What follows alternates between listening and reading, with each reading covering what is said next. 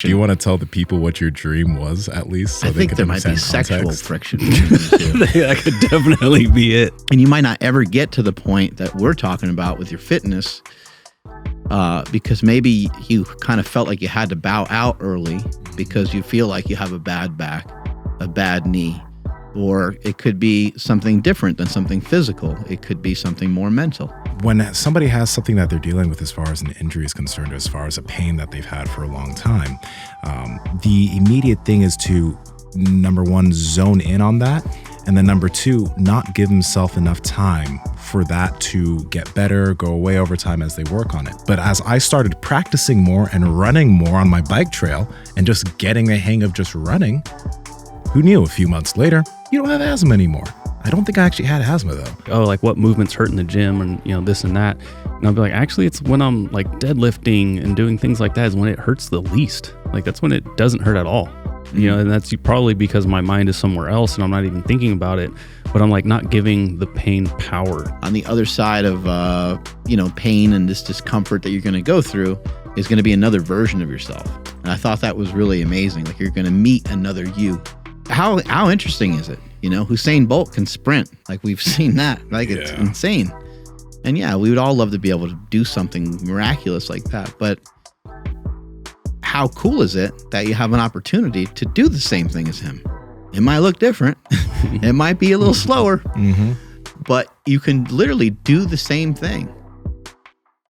Power Project family, how's it going? Now, on this podcast, on almost every single episode, we talk about sleep because sleep is important for your workouts, for your recovery, for your nutrition, for your fat loss, for your muscle gain. Literally everything comes down to getting great sleep at night. That's why I've partnered with 8 Sleep mattresses. Now, they have something called the Pod Pro cover. Now, this cover is something you can put over one of 8 Sleep's mattresses or your existing mattress, and it temperature regulates through the night so that you get the best sleep possible at every phase of your sleep. Most people think that you need to have your room temperature at 68 degrees Fahrenheit, but our temperature is different. I sleep hotter than most people. You might sleep cooler. So that's why the 8 Sleep mattress for yourself and your partner, either side of the mattress can have its own temperature regulation. And the cool thing is that the 8 Sleep app watches your temperature through multiple nights, and it'll literally change the way the temperature is set based off of the way you sleep. It's crazy. It's literally the Tesla of beds. Andrew, tell them about it, dude. Yeah, dude. This technology is insane. It's like the most high technological, can't even say that word, piece of equipment that I have in my whole house. So you guys got to head over to 8sleep.com/power project. That's 8 spelled out. So EIGHT sleep.com/power project, and you guys will receive $150 off of your Pod Pro cover or your Pod Pro cover and mattress combo. And I must say that mattress is actually extremely comfortable. They didn't skimp out on anything on this product. Again, 8sleep.com/power project. Links to them down in the description as well as the podcast show notes. This is the way I'm going to talk the whole podcast. That's so this is a perfect example. That was louder than when you were talking away from the microphone. I hate that you're right. My dream is happening. All right, we're recording for reals now. My dream is happening. Andrew hasn't even gone to Jiu Jitsu practice yet. He's just been thinking about it. Yeah. He's already planning out moves on Nsima over here, which I don't know, man. I don't know what's going on between these. Do you want to tell the people what your dream was, at least? So I think there might be sexual friction between these two. That could definitely be it. Well, I've been calling him Zaddy for years and complimenting how big his penis is. Maybe there is some sexual friction that we don't know about. Have you been dropping hints? I'm just not saying. So you're finally getting it. Why do you want me to suck this microphone's dick? Oh, he's Congolese. Look at that. Pause, though. You got to tell the people your dream. Yeah. You got to tell them what you dreamt. I know. So I was dreaming about Nsima and Andrew. Can you guys believe that? Yes. I got nothing better to do than dream about these two guys. Oh, while your wife's out of town. Right. Yeah. Yeah, what a dream. Woke up in a cold sweat. Yeah, Andrew and Nsima just started having beef with each other. They started getting an argument, and Andrew was like doing jiu-jitsu for a little while, and then Andrew was like adamant that this like move like would work. And he was like, it works every time. And Nsima's like, no, it can't work. Can't work every time on everybody. And Andrew's like, no, fuck that. They just kept going back and forth. And then Daisy woke me up before they got into like a mix, you know. But I was like, man, like they were, like Nsima was shouting. I don't think I've never seen Nsima yell before. So I was like, what is going on? But Andrew was like really sticking to his guns. Yeah. That this move would work. So come over here and try it out, Andrew. I know, right? Oh, I wasn't there, so I don't know what that move was, but I'm striving It's to in be your subconscious. I'm striving to be the person who I am in your dreams. Yeah. So yeah. I think that's a sign that you're supposed to start to roll. I think that's Could like, be. I think God is somewhat speaking to Mark. He's like, send this to Andrew. He needs to start doing jujitsu. That's the next step. That is the next step. When I was wrestling, I used to roll with a guy that's about Nsima's size, and I didn't know anything about jiu-jitsu. So the guy would just he would just kill me all the time. Like literally just kill me. And I didn't even know what was going on. But like he wouldn't like tap me and stuff, but he would just put me in stuff and put a lot of pressure on me. I was like, this fucking sucks. And then that guy wasn't even that good, I don't think. From what I remember, like everyone's like, the guy was jacked, but everyone's like, he's a bodybuilder, he's kind of a pussy. And I was like, okay, well, he just demolished me really bad. I don't know. I don't know where that leaves me. But I was like just shocked. It's shocking how strong people are and how much weight they can have. I've gone against people that weigh like 180 and 160. Mm-hmm. And you're like, okay, come on. The guy weighs 160. Like how much What's he gonna- total force can Yeah, be what's he going to produced? do? And he feels like he weighs 700 pounds. Yeah. And it's just nasty. Do you guys have any like rules? Like, is there like kind of unspoken, like, or can you sort of, you can sort of do whatever, I guess, right? You can't sort of do whatever. There's certain things that certain people like to do. Like Ray is a fan of prison jiu-jitsu. So Ray was talking about something he'd do in competition where like when he's going across somebody's face, he'll like cover their mouth. Oh, you're not supposed to do that. But like he'll do that type of shit. Hey, he provides us with nice shoes, huh? He provides us with nice shoes. Check out Energy Ray on Instagram. That's our boy. Faith's Kicks, KICKZ. But yeah, there's a lot of things you're not supposed to do. But like if you're messing around with someone like me who doesn't know what they're doing, like you don't need to. No, you could just kind of move around and work on whatever you want to work on. You don't have to like dig your knees and elbows into me. Yeah, absolutely not. No, you don't. But then you can also be like, motherfucker, just stop it. You know what I mean? Just stop. Try to stop me from doing it, right? Yeah, it's tough. Man, you'd be surprised with somebody who, let's say they don't do any weight training, but they just have 2 years of jiu-jitsu experience, what they can do and what they feel like. Like they like, it's like, even if they're not in the greatest shape, they can still kick somebody's ass. It's amazing. It's exploded. Mm-hmm. When I went to that conference the other day over at my son's old school, the Man Uncaged, Matt is a very proficient, did a lot of MMA type stuff. I think he maybe had some fights, and he fought with got trained by Ken Shamrock and shit like that. Like, so that guy knows what's going on. I started talking to this other guy, and he mentioned something about jiu-jitsu, and then Matt pulled me over later. He's like, that guy fucks people up really bad. He's a black belt and has been for a long time. I was like, damn. I mean, the guy had decent stature to him, but he wasn't like super jacked. You just never know. You don't even know, right? These people, they're undercover people. Yeah, it's definitely getting more. It's almost like more uncommon when we have guests come in that don't do jiu-jitsu at this point, or it's haven't been exposed to it at all. Yeah. Right? Yeah, before it was like, oh, Nsima, yeah, that's right. You're the other guy that does jujitsu. There used to be like 3 of us. Mm-hmm. And now it's like pretty much everybody that comes in is doing some form of it. Yeah. I think a lot of people get the benefit of, number one, the community. So you're going to a class with a bunch of people that you roll with, so you build connections with people. So that's something that motivates people to continue, because if you've built friendships and you're not there, people will be like, oh, where are you at? Mm-hmm. Right? And then you get all this varied movement that doesn't get old honestly, it really doesn't get old, because there's so many different things to do, so many different ways to play different move sets for your body type, learn different things, try different things. It really doesn't get old, which is why people who stick to it end up sticking to it forever and find it hard to stop. Yeah, and there's some people that are just maybe messing around with it or something like that, or just getting started with it, and it might take a little while for them to start to adopt it. But like what my wife usually says, because she likes to just smash people all the time. She's like, if someone's like, "Oh yeah, that person's a swimmer," she's like, "No, that person's splashed around."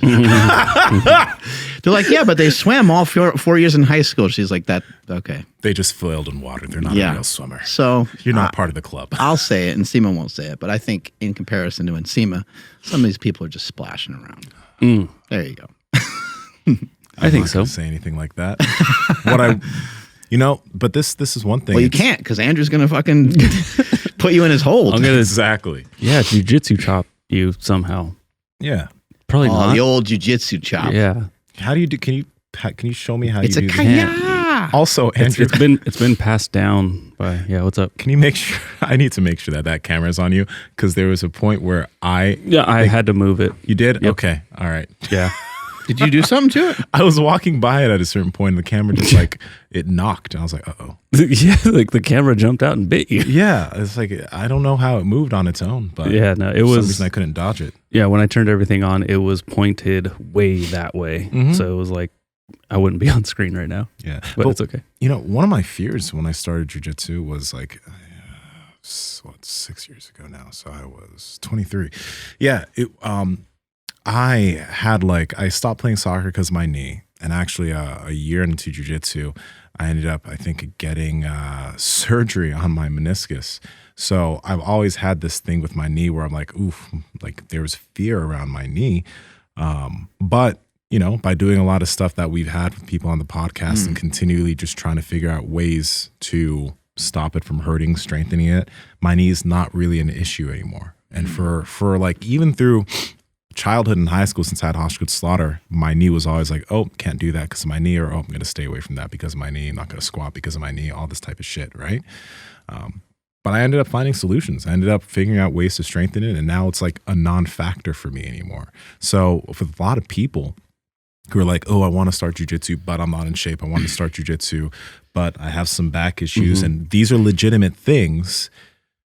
At the end of the day, like, you can always figure out ways around that. Like, that doesn't have to be a staple part of your identity to stop you from doing certain things you want to do. I want to get into powerlifting, but I'm not strong enough.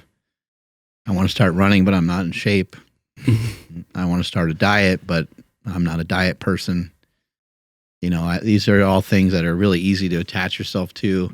And the only way to get through them is to do them. That's literally, you have to, the Nike just do it. It's like the ultimate, it's kind of the ultimate thing. You do have to just get yourself to doing it. And I think that when you do it, you'll be kind of surprised and shocked that you're I don't know how to like voice it any other way, but like something in your brain at some point will burn or like feel like you're on fire. Like it will feel like your body's on fire, like not in a painful way, but in like a euphoria kind of way.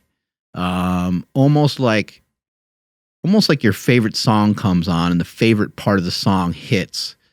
Or if you've ever had goosebumps from, seeing a particular scene in a movie, or you're just, I don't know, somebody says something really motivational or something that you really value highly, or you're about to speak and you almost start to cry. Like those kind of feelings can happen from like a breakthrough. But the breakthrough part, as we talked about on previous podcasts, is so hard to get to. It's like difficult to get there. It doesn't feel good. To start running doesn't feel great.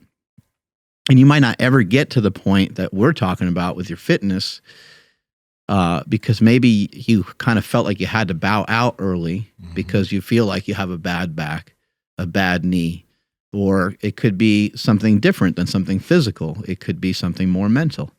And for me, I attached myself to this story that I couldn't learn any further.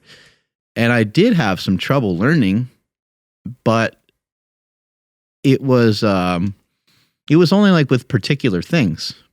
And then my mom and my dad were always like, wow, you have like different way of like figuring stuff out. And how interesting that would have been as a spin on things to just say, oh, that's interesting. You think different. And then another great promotion was from Apple. And that was Steve Jobs' thing, think different. Mm-hmm. Like that always stuck out to me. I'm like, that's fucking awesome. Yeah, think different. Like think almost opposite sometimes of what people think. And so when I was a kid and they would ask, what color the sky is, I was like, I don't know, it's gray, it's white, it's blue, it's red, it's orange, it's yellowish. I don't know. It's like, but they want you to say the sky is blue. And I just was never that kind of kid. I would always like kind of, I don't know, just maybe thought differently for whatever reason. But meanwhile, I thought that was like some sort of thing that had to like hold me back. And so I encapsulated myself in this like box so I could stay safe. And I don't want to ever feel dumb and I don't want to feel different than any other kids. I just want to lay low. When you're a kid, you don't want to be too tall. You don't want to be too fat. You don't want to be too skinny. You don't want to be too weak. You don't want to be too strong. You don't want to be too fast. Like you're just kind of hoping you don't really stand out anywhere. Maybe fast and strong and stuff like that. Something as you become like a teenager, you don't mind like, oh shit, like I can kick everybody's ass. This is kind of fun. But as a kid, a lot of times you're just trying to like, you see tall kids, they start to hunch over because they're just trying to like hang in with the crowd. Like they don't want to be like, I'm fucking 6'5" and I'm 14, like they start to really hunch over. It's not from just jerking off in the shower. It's also because they're trying to like, shrink down to be everybody else's height. So, But mainly it's from jerking off in the shower. Yeah. It's so funny. You had mentioned like, we strive so hard to be like, kids want to be unique and we want to, like, I forgot the guy's name. Goliath. Craig Goliath? How, he's trying to, there you go. Yeah. He's trying to be, he's a fucking huge bodybuilder, but he even said that like, he will wear big baggy clothes when he's out and about and he gets kind of embarrassed when people come up to him. And it's like, we try so hard to, get above and beyond, but then we still will regress and make sure that we don't stand out too much. Cause then it's like, oh shit, now they are paying attention to me. And it gets weird. Feels weird. Yeah, no, I get what you're saying there, and I agree with what you're saying there. It's a rough thing, like especially when you were mentioning as a kid, right? You had problems learning, so like you maybe told yourself at a certain point, like I'm not good at learning, or I'm not good at reading, or whatever. And it's really a bad idea to attach yourself to negative assumptions. I didn't want to get a job because I'm like, I'm not going to be able to figure out like a cash register or like working at the movies, but like.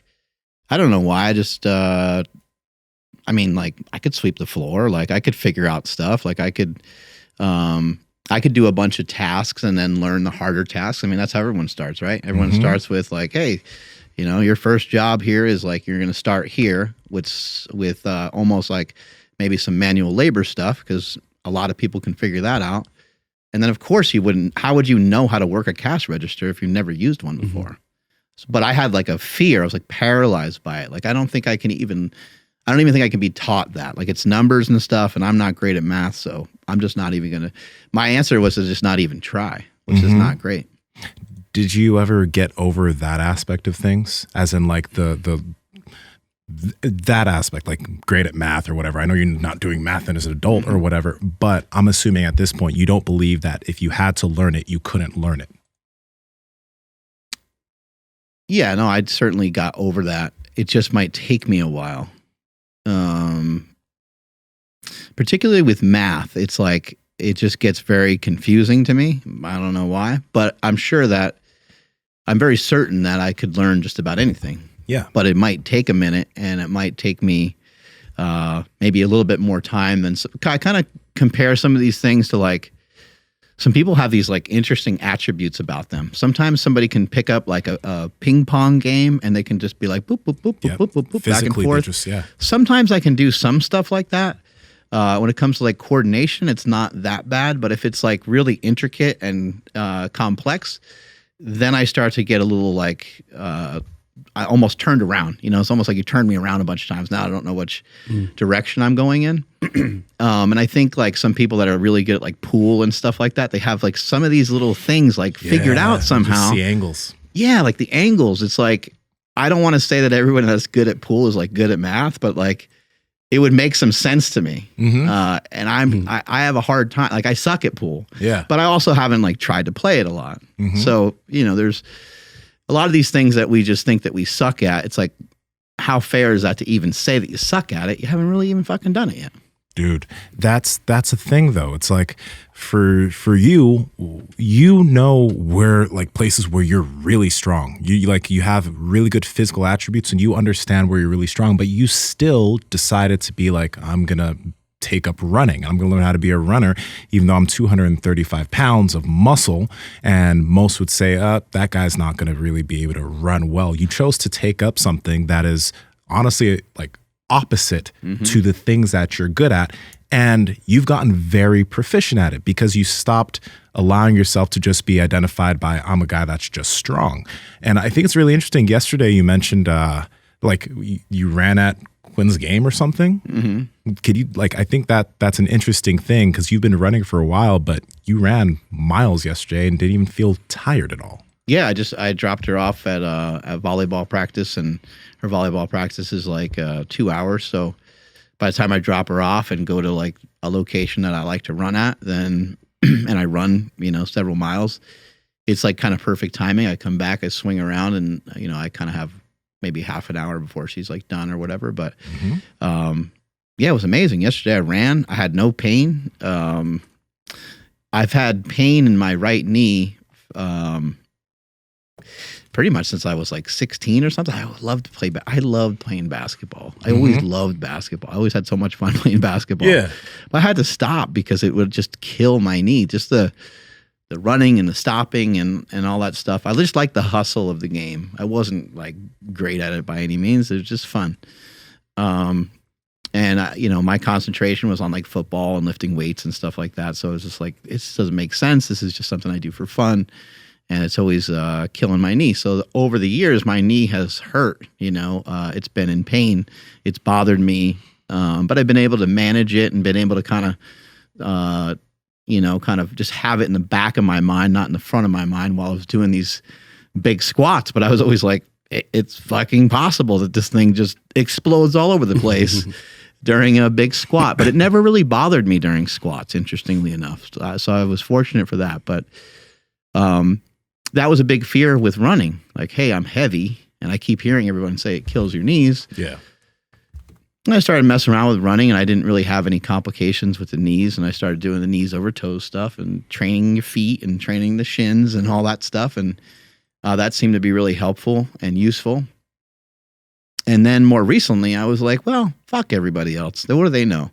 I'm just going to run every day and see what happens. Maybe I can just build up a tolerance for it. And that's kind of what I've been doing. It's not every single day, but it's like 5-6 days a week. And the big thing there is that when somebody has something that they're dealing with as far as an injury is concerned, or as far as a pain that they've had for a long time, the immediate thing is to, number one, zone in on that. And then number two, not give themselves enough time for that to get better, go away over time as they work on it. So like, for example, you and running, it took a while for your knee not to bother you during running, but you also were careful enough not to overdo things, right? And then on the back end, you were also doing things in the gym, the stuff that we've learned from Knees Over Toes Guy, the stuff that we've learned from Graham and a bunch of other guests in terms of strengthening the feet, because we understand how all that stuff can work upstream. And you gave it time to improve. It wasn't immediate. This has taken years, actually. But now you're running. I think you ran 4 miles yesterday, right? Yeah. And you don't have any pain in your knee. Yeah, 4 miles, no pain anywhere. That's really rare. Like usually something's like off. Yeah. Just, I don't know. I'm running and I'm like, Jesus, my fucking ankle feels a little bit weird. Or yeah, my knee, like it would always kind of just feel like, I don't know. It would just feel like if I just exploded and tried to take off that I could hurt myself. It kind of felt like that. But yesterday, yeah, I didn't feel anything and I didn't feel tired. I felt really good and I was able to actually like run, not just jog. Yeah.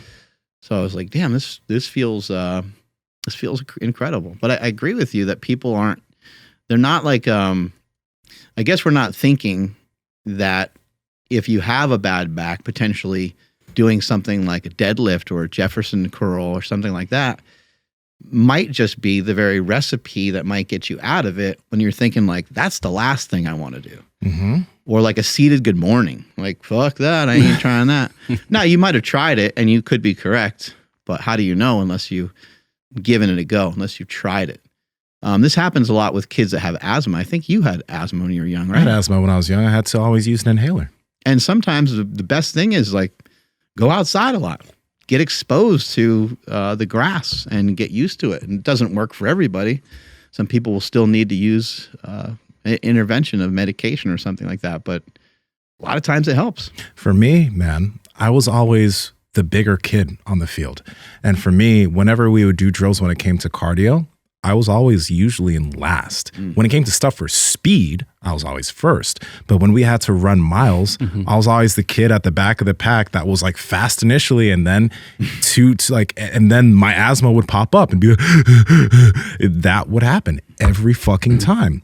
But when I started training more on my own and running more on my own outside of practice, it took a little bit, but my asthma went away because I think my asthma not just was a physical thing, but for me, my asthma as a younger kid was a mental thing.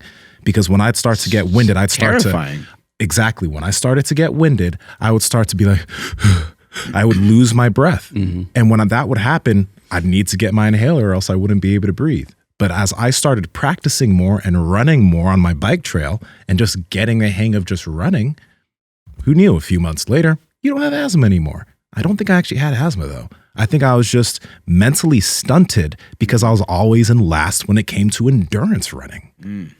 Yeah, there's a lot to that, because like when you think about, I always use back because that's where I have a lot of experience with back pain. I assume that if I go down and I pick up the bar that it's going to hurt. Like we'll just say an empty bar. Well, and behold, you go down and it kind of hurts. You're like, yep. I was right. And then there's other times where not a lot of weight, we'll just say a plate. And it's like, I will tell people, because they'll ask me like, oh, like what movements hurt in the gym and, this and that. And I'll be like, actually, it's when I'm like deadlifting and doing things like that is when it hurts the least. Like that's when it doesn't hurt at all. And that's probably because my mind is somewhere else and I'm not even thinking about it, but I'm like not giving the pain power to like even register. Now on like a squat, like especially like a safety bar squat where it kind of does pitch you forward a little bit, that's gonna really bug me. But other than that, like it's again, getting into like this whole like mind and muscle and all this stuff. It's like, yeah, like it doesn't hurt when I'm moving. It hurts when I'm, standing still. When we ran yesterday, it didn't hurt at all the whole time while we were running. Felt good. My calves were really sore today because it was the first time I ran. It's the first time I ran in my Vivo Primus 3s. Primus Light 3s. So they're like very, very minimalist shoes. And it's the first time where I had to like be on my like ball of my feet and toes for a long period of time. And so like my calves are like, ooh, that feels weird. But I didn't feel pain. Before that, had you asked me like, oh, can you run without pain? I'm like, I don't know. Like, I'm not sure. But then doing it because the rain was coming down on us pretty hard. My mind wasn't even on my back and we were totally fine. Yeah. Had I probably thought about it, I would have magically took a misstep and then all of a sudden it's like, guys, I'll see you there, because like something would have happened. So I think what you're saying about your asthma, I think you're absolutely right. You could be eating something and then somebody next to you be like, oh, dude, I think my plate's bad. I'm not going to eat it anymore. And then you think about the whole plate that you just scarfed down. What happens? Your stomach starts hurting because you get grossed out. You start giving it power. And it's just the mind is a very powerful muscle that we don't flex enough. I think one thing that literally everybody can do is think about something that's been giving you issue. Because like, for example, for me, for many years, it was my knee.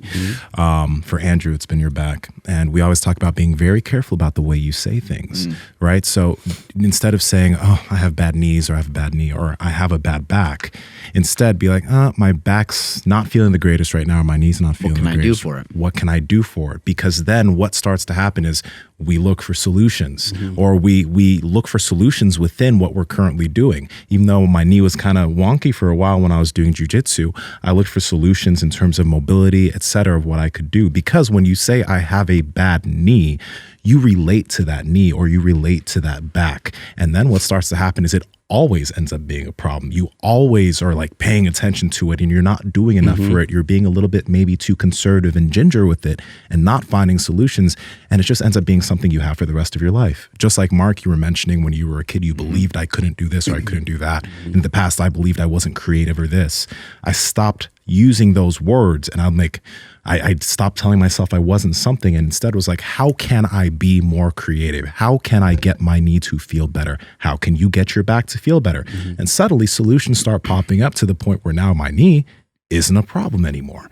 When I started doing more mobility work and et cetera, doing more stuff from Ben, my knee got better. My knee got stronger. Now I can do a lot of stuff with my knee and it's not a problem. But if I kept saying, I have a bad knee, my knee probably would have gotten worse over time because I wasn't finding solutions for the problem. Yeah. And one thing really quick is like, when it comes to exercise, I have never made my back worse so long as whatever I'm doing is within reason. So like I've never hurt my back doing a deadlift that I should be lifting, whether it be a plate, even 2 plates. I've hurt my back when I've tried to go to like 285 or something. Yeah. Like that's when I mess myself up. I've never hurt my back squatting 225 or less. I've hurt it squatting more than that. So again, that's, that's kind of something else in regards to like ego lifting or whatever. But so long as the weight is, it's a proper weight, I have only felt better every single time. And it's interesting, like, because can you build up a bigger capacity for it? Exactly. Yeah. I don't know if that fixes your back pain, but it just fixes the capacity. Yeah. Well, it gives you, maybe your body can handle bigger stresses or something. Are you farting over there? What's going on? No, man. I just blowing out your back. You know what? I think now it's been. I was 20. I was 20. I was 23 or 24. I can mention this on air now. Y'all know how I really fucked up my knee, right? You know that? Yeah. Well, all right. I have a funny story for you guys. Story time, everybody. So we've all had sex injuries, right?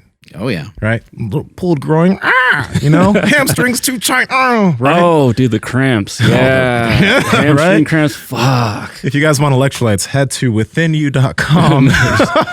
Or I think it's just markbellslingshot.com. Check out the Within You supplements, promo code PowerProject10 for 10% off. Go ahead. Yeah. So I remember this happened. In jiu-jitsu, there was one day where this guy, Jack, he did a little something and my knee went a little, it wasn't the greatest, but I was like, oh, that sucks. I went and got an MRI. The guy was like, oh, he chose not to give me an MRI. He's like, you don't need one of those. I'm like, man, there's something really wrong there. He's like, you don't need one. Anyway, I was single at the time. And I was hooking up this girl, and there's one day we're having sex, and I'm on my knees, and then I get up to bed to get a drink of water, and my leg, when I get off the bed, my leg goes, and then I'm just like, oh no, and she's like, what happened? I'm like, I think I just tore my knee. I think I just fucked up my knee. That is the true way of how I had my bucket handle tear in my meniscus and had to get surgery.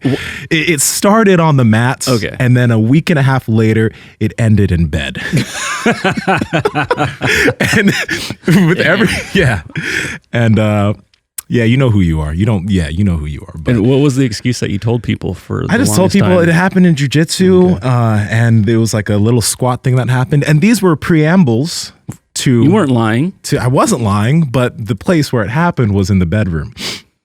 That's why I made sure to be really good at the saddle position, right? The saddle position where you lean back on your knees. I make sure that is A1. I'm not having that happen to me again. What if you had some knee sleeves from markbellslingshot.com? Would that have You know helped? what? Maybe I should have. Maybe I would have been more aware what was going on to my knee, because knee sleeves do help with proprioception of the joint. He's trying to put on like the gangster sleeves. It's like, yeah, let's get ready. The triple X sleeves. But dog, after that, I had so much like PTSD. Whenever I would like have sex, I would just be like, okay, we're gonna get on my knees, and then every time I'd come off my knees, I'd be like super slow and ginger, make sure that nothing fucking tore. Like, are you okay? Dog. Yeah. Damn, you got to watch out for that. I left that girl's place like literally just like limping. She's like, "Are you okay?" I'm like, "Yeah, I'm good." Yeah, shouldn't it be the other way Walk down around? the stairs. Oh God. That's great. Power Project family, how's it going? Now, a lot of you guys are lifters, athletes. You're serious about the gym, and we are too. And that's why we've been using Slingshot products for years, all right? You have the original Slingshot, obviously the glittery pink hip circle, which is my personal favorite. But if you don't like that, then you have the normal hip circle that's used to warm up the hips. But on the website, they have tons of equipment, knee sleeves, elbow sleeves, the gangster wraps right there. So you need to go check them out. And Andrew, can you tell them more about it? Yes, that's over at markbellslingshot.com. And at checkout, enter promo code PowerProject10 to save 10% off your entire order. Links to them down in the description, as well as the podcast show notes. That's amazing. I sent you that Ed Millett clip if you want to try to bring some of that up. Email it or? I emailed it. Okay. That's why it sees it. Mm-hmm. Yeah. Lord. God. Let me pull this clip up. So what's this Ed Millett clip about? I found it to be really cool. He was talking about the book Think and Grow Rich, and he was talking a lot about how when you first get into something, it might be difficult, it might be hard, but if you push past that and you get through like kind of a breaking point, a sticking point, that you'll end up feeling amazing. And he basically kind of said on the other side of pain and this discomfort that you're going to go through is going to be another version of yourself. And I thought that was really amazing. Like you're going to meet another you. And I think that if you think about it in your life, you probably have kind of recreated yourself multiple times.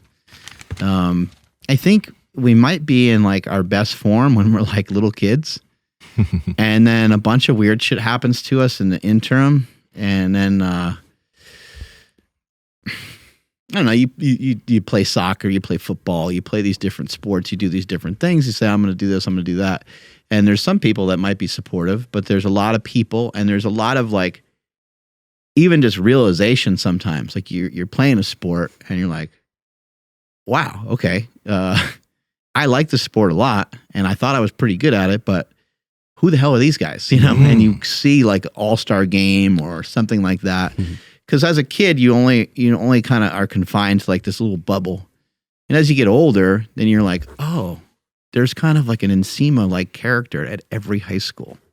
There's somebody like me, similar in some way, that loves soccer. Maybe they started 2 years younger. Maybe they had a better coach. Like all these different things kind of factor in. And then it's like you're trying to get a scholarship or all these different things happening. And then kind of some of the reality sets in. You're like, I don't know how good I am. Like, it seems like I'm pretty good. I do try really hard. I'm working at it. Doing what you think is the best that you can do. But still, sometimes even that's not enough. There's a lot of components that go into trying to be like really high level at something. But the cool part is that what you don't understand as a kid is that by going through that process, it is kind of nice to butt up against reality, but it's also cool to get through the other side to kind of start to find out who you really are and what you're really made out of. And so, yeah, Ed Millett addresses this in this clip. And I think it's like maybe, let me look at I took a screen capture of it. But I've had this happen many times over in my own experience with stuff. Yeah, it's like 1628 or so. He talks about what people suffer from. And I think that that's an interesting part too, where he talks about people suffering from like these 6 or 7 different things. Again, a lot of it's just him reading from the book Think and Grow Rich. Alrighty. These are the 6 basic fears according to Napoleon Hill, and they're really interesting. He says, there are 6 basic fears with some combination of which every human suffers at one time or another. Most people are fortunate if they do not suffer from the entire 6. Named in the order of their most common appearance, they are, this is interesting, in sequence. The number 1 fear is the fear of poverty. And just process that. Do you have the fear of poverty? Do you have the fear that whatever you're going through right now, you're going to be broke? You have the fear that you're going to run out of money, that you're not going to eat, or whatever it might be. The fear of poverty. Number 2, the fear of criticism. Right? By the way, these are the bottom, not the top, excuse me. The fear of criticism. Do you have any of that? The fear of ill health. Okay, so those are the bottom 3, not the top 3. Bottom 3. 4th fear, the fear of loss of love of someone. In other words, someone you love will no longer love you. Okay? 5, the fear of old age, getting old and missing your prime, missing your moment, missing your life. And then lastly, the fear of death. And so those are the 6 fears: poverty, criticism, bad health, loss of the love of someone, old age, and death. And usually, I think you'll find that when you're experiencing stress and anxiety, it's born out of one of those fears. And I know you're sitting there going, Ed, this is damn good. Thank you for doing the show today. I hope you are. And if you do feel that, share it. Fastest growing show in the world, share it. So I'm aware of the fears that I have. And that's why success requires no apologies. I'm not worried about criticism. And failure permits no alibis. There are no alibis. There are no excuses. There just aren't any. And you go, but Ed, you don't understand. I do have this excuse. I do have this issue. I do have this situation that isn't fair for me. By the way, you're probably right. And if you think it, you're definitely right. What you have to ask yourself is, does it serve you to believe that? Or what would you need to believe in spite of that? You say, well, hey, I started too late. I don't have enough money. What if you started to think, man, what a story this is going to be that I started with no money? Or you know what? I'm a particular group of people that's marginalized and it's more difficult for me. I would just submit to you that isn't the story going to be sweeter when you do win? Isn't it going to even be more inspiring when you do win? Isn't it going to move more people? Isn't your test going to be your testimony? Whatever this thing is, that is the alibi that you have in your life, whatever it is, someone hurt me, this overcame, I'm in this situation, you don't understand my health situation. Listen, if it serves you to believe that, keep believing it. But as your friend and your coach and a mentor to you and someone who loves you and cares about you, I would say this does not serve you, even if it's true. Even if it's true. What would you need to believe about it that now gives you power instead of kryptonite? And you begin to ask yourself these questions. So, you know, you're going to show up. So that's one thing. You're going to show up 20 years from now somewhere. The question is where? And what I would submit to you is that one of the ways out of difficult times is huge, bold, God-sized dreams. Like, what is your huge, bold, the one you're embarrassed to tell people, the huge, bold, God-sized dream in your life? And the more that you begin to project into that dream state of what you want in your life, the more it gives you the inspiration. If your dreams are bigger than the adversity, you'll get through it. But the minute that adversity, those emotions are bigger than where you're going, bigger than your dreams, you're toast. You got to reevaluate that. You got to look at it. You got to say, wait a minute, what's my big dream? What's my big goal? What's that big emotion? What's that thing? What's that place? What's that person? What's that contribution? Whatever it might be. And you got to begin to obsess about it, because what I said earlier is true. Your mind moves towards what it's most familiar with. So if you're most familiar with your fears, those 6 fears, or those emotions you don't want, or your problems, or your setbacks.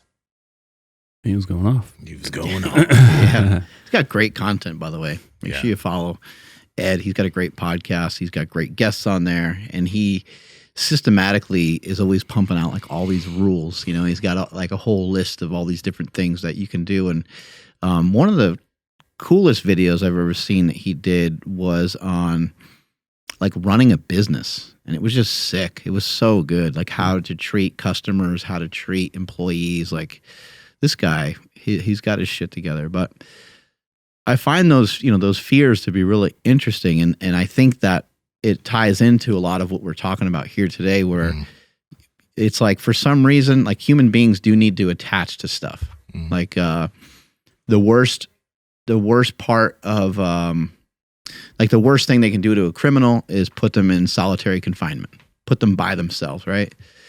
So we have to attach ourselves to other people. We have to attach ourselves to concepts, ideas, beliefs. And sometimes we might have to attach ourselves to a belief that doesn't really serve us because we're fearful that we're going to get hurt if we overextend ourselves in a particular direction. Like I feel safe like in here, but if once I go out here, it's like I start to go outside myself a bit. And we feel like that belief serves us, though it doesn't. But we feel like it truly does. And it may have served us in some way. It may have allowed us to kind of quote unquote like skate by, or to just continue every day. Like we can keep sweeping stuff, sweep stuff under the rug, and then eventually the rug piles up and like gross shit's underneath there. Like you can't hide it, right? So I think that happens to us, and we kind of just, I'm not really worried about my diet. It's not a big deal. And you say it over and over and over and over again, and then it manifests into you looking a way that you don't love, and you're like, oh man, like how did I get myself into this position? Or it could be financial stress, or it could be any of these things. So that list is really interesting. I think some of the stuff on there, I think if you were to really think them through in a rational way, that I think you can dispel them quite a bit. I think that you can kind of think about them more. Like poverty, like I think most people that have Wi-Fi that are listening to this podcast right now, that might be listening to it from their iPhone, that might be listening to it from the comfort of their home, or they might be listening to it on their drive to work. Real poverty, it might be a fear, but it's probably not real. I know some of us feel like we grew up kind of broke, but it probably is not real, like hardcore poverty. It's not like we grew up like the Sharp brothers, where they killed squirrels and possums and ate them and shit like that, and didn't have hardly any running water. And Shannon Sharp gives that story about what his grandmother wanted. And he was like, I can buy you a nice car, I can buy you nice this, nice that. And she was like, I would love to have a home where, one night it just rains like crazy and I don't get wet. How about a home that just doesn't have a hole in the roof? So there are people that really do suffer from a lot of poverty like that. But I think most of the people listening to this show, maybe not having enough money or finances might be a concern, but poverty probably isn't necessarily that real for you in particular. So if you go through each one of those, I think you can probably dispel some of those things and say, you know what, I'm really not even being that rational about this. Like I think I can change my mode of interpretation, and I think I can change the way that I talk about this particular thing, so that I can kind of get myself out of this. I just wanted to pull him up so you guys can see him. Yeah. The one that really stuck, like the one that's always stuck out to me ever since I was a kid, is like ill health. Like that's like, I know. Initially, I wanted to go to school to be a doctor. That was the thing. But then I moved into the like fitness and health, and the fear of ill health is the thing that like got me trying to do everything that I do, because I understood, partially because my mom was super healthy, but also seeing a lot of relatives and people around me that like what you have or what's going on with you can be avoided. That's what has me so zoned in on all the things that can be done as to not get sick. Something can be done about all of these things. Absolutely.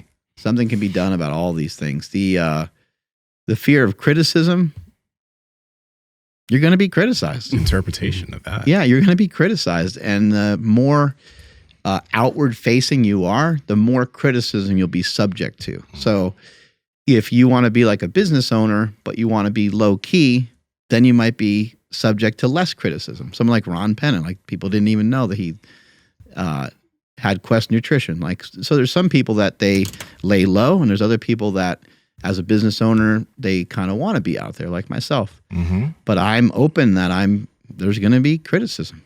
It's part of the game. So over the years, I've had to kind of reinterpret what somebody makes a comment. How do I know it's not some 11-year-old kid? Yeah. Randomly just spitting fire because he's mad. Like those little motherfuckers that used to kick my ass in Madden. Mm-hmm. Hey, take that, bitch. Randy Moss fucked you up. I'm like, what the hell? How old is this kid? Oh, man. They would roll out with Dante Culpepper, and they would just throw a bomb every time to Randy Moss, and they just couldn't anything about it. Figure it out. Mm-hmm. But you're going to be criticized. Your health, you do have quite a bit of control over the things that you can do and manage.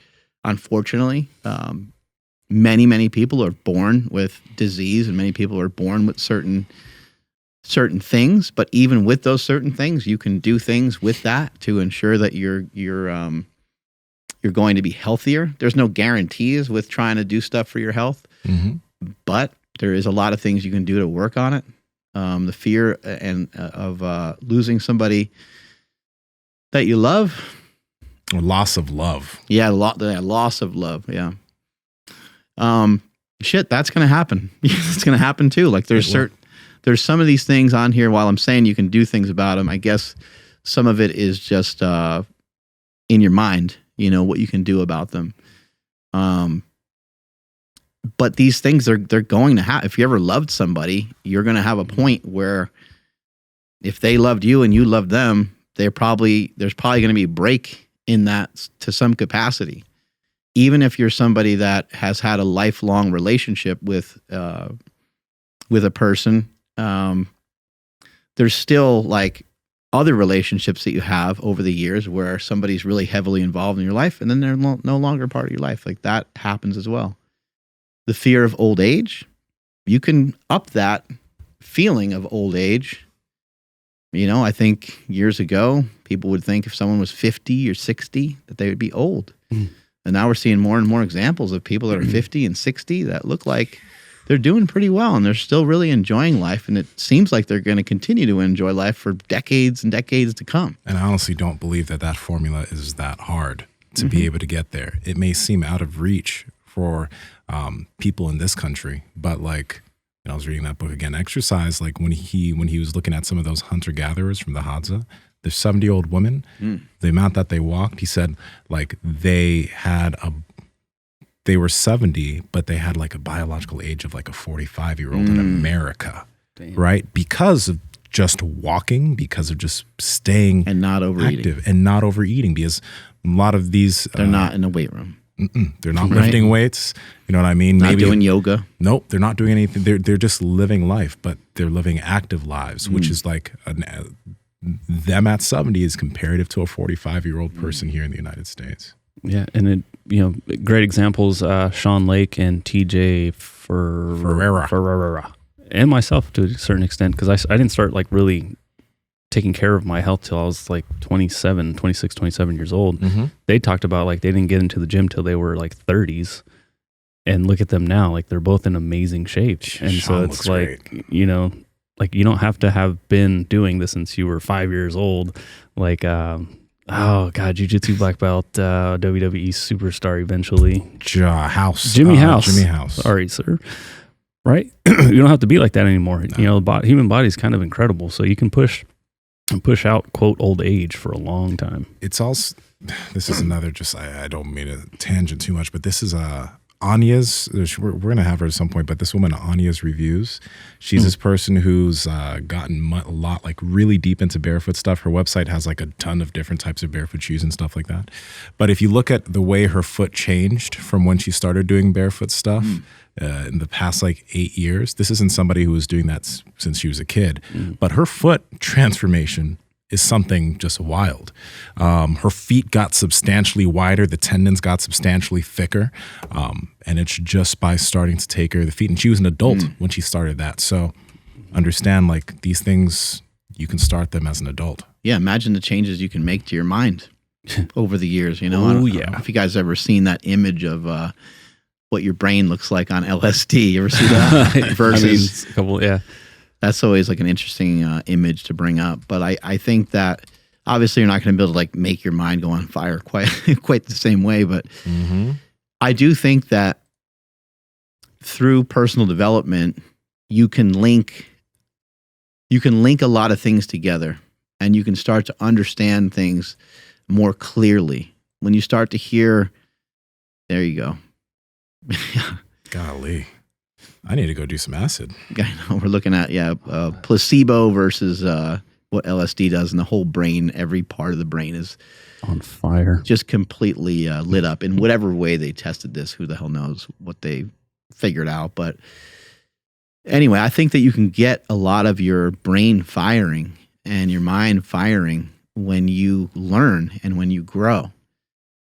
We talk so much about, training in the gym and the growing of the biceps and triceps and quads and hammies and all that stuff. And we know for a fact that you could see huge improvements in these things. You can go from being a young kid who kind of just has a string bean body to, having 18 or 20-inch arms.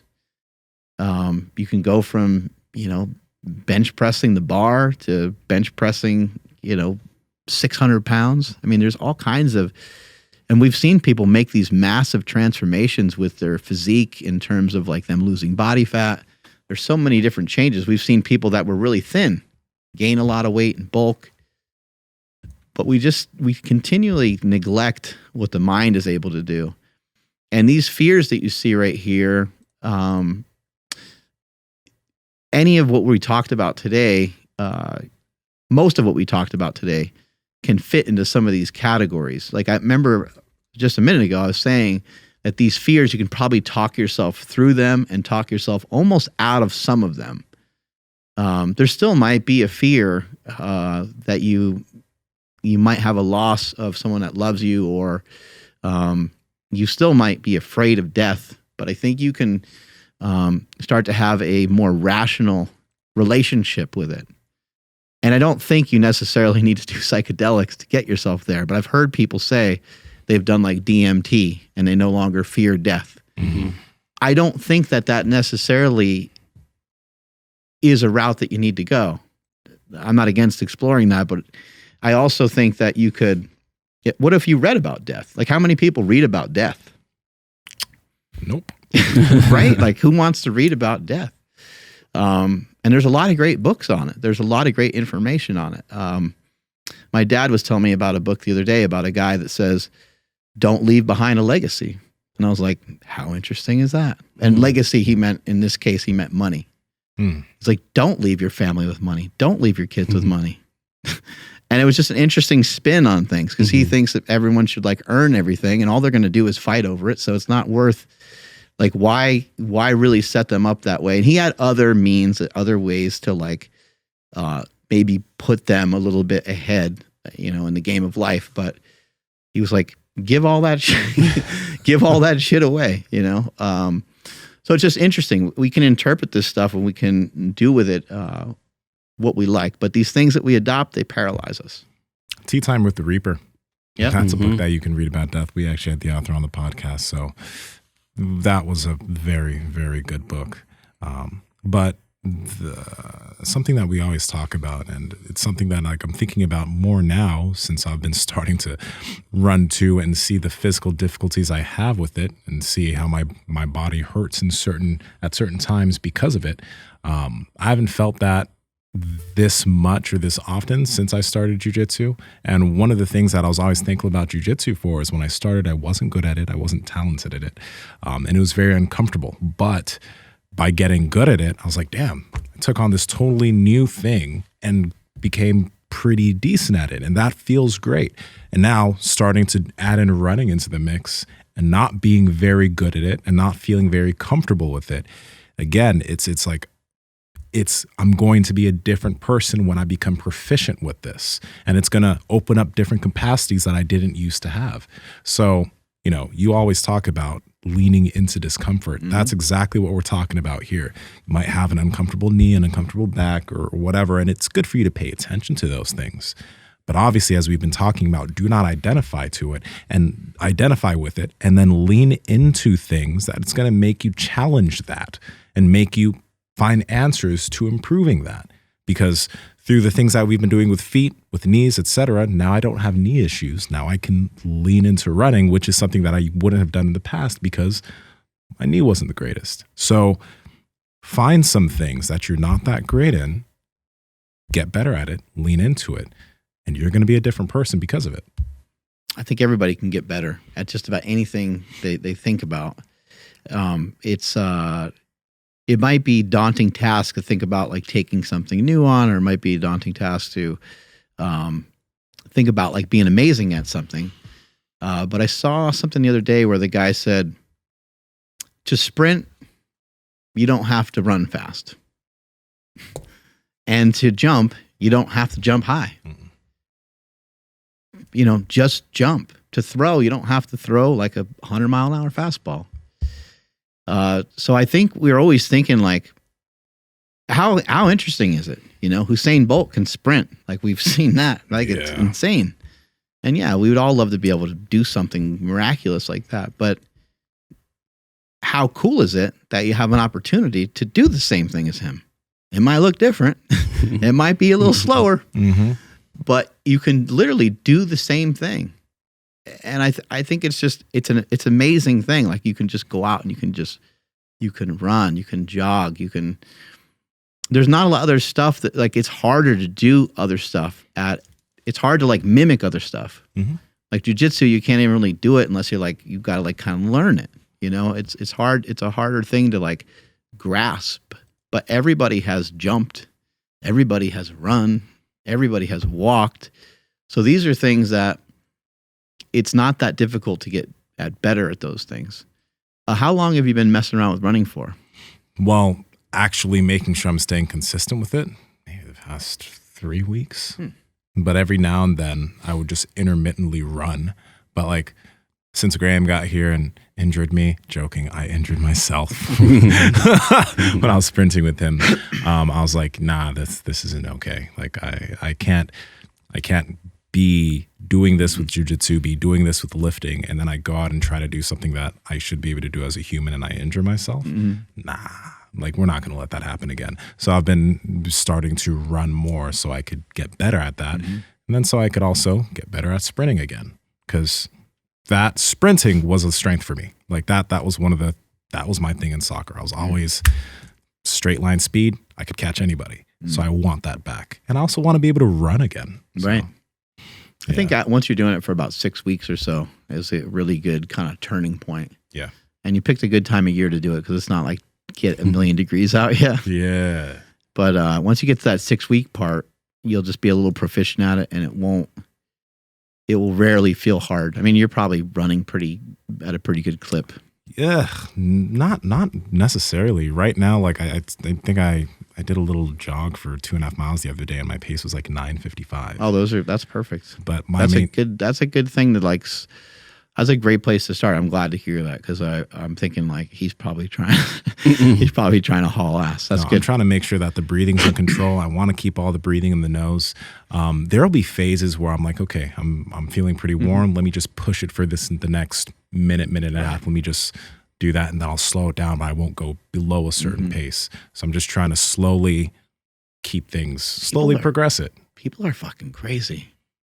People are fast. Oh yeah, when I like, and they're running far. It's like, what the? How are you running fast and far at the same time? Didn't Nick Bear say he did his 26.2 and like his pace for each mile was like 7 something? Yeah, he's insane. When I think about that, I'm just like, God, I'm such a bitch. Yeah, I mean, not really, but like, yeah, how many that's miles crazy, ahead bro. would he? You know what I mean? Like, it's insane.